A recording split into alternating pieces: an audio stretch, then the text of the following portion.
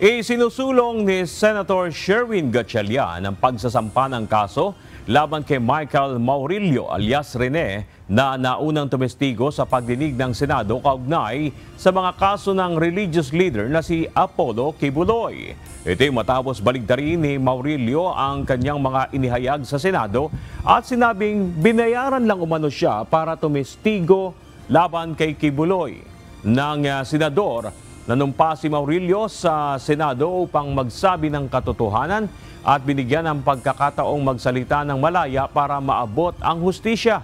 Ngunit ngayon ay iba na ang sinasabi at lumalabas anya na nagsinungaling siya laban sa Senado at taong bayan na isang sampal sa mukha ng institusyon.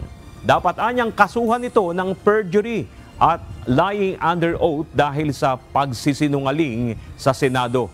Sa Lunes, isasagawa ang press conference na pangungunahan ni Senator Risa Hontiveros kung saan inaasahang magsisiwalat ng iba pang impormasyon kaugnay ng issue.